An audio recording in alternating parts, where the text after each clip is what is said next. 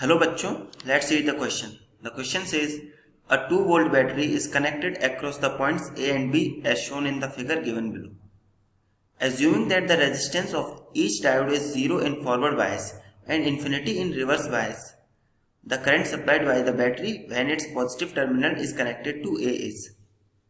देखिए हम लोग को ये सर्किट दिया गया है और इसमें बोला गया है कि जब फॉरवर्ड बायसिंग होती है तो रेजिस्टेंस कितना हो जाता है, 0. ठीक है, assuming that the resistance of each diode is 0 in forward bias, मतलब फॉरवर्ड बायस में रेजिस्टेंस कितना हो जाता है, 0, और इन्फिनिटी हो जाता है कब, रिवर्स बायस में. तो इसका मतलब ये डायोड कैसे है, आइडियल डायोड, क्योंकि आइडियल डायोड की यही कंडीशन होती है. ठीक है, अब देखिए जब बैटरी का पॉजिटिव टर्मिनल कनेक्टेड होगा ए से.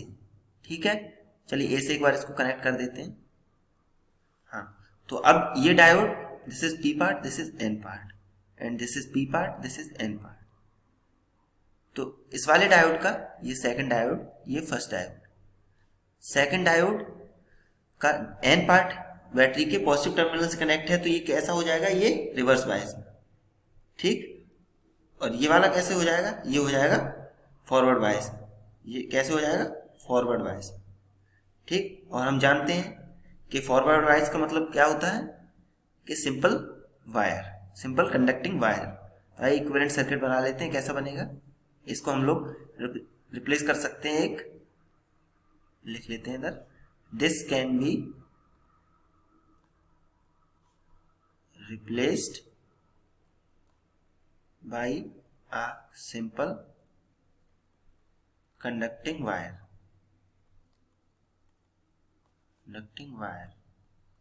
अब क्योंकि ये रिवर्स बायस में है तो इसको किससे रिप्लेस करेंगे, इसको रिप्लेस करेंगे हम लोग ओपन सर्किट से.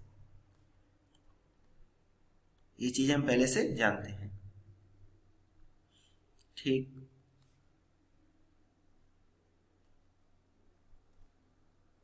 अब यहां पर ये ओपन सर्किट हो जाएगा.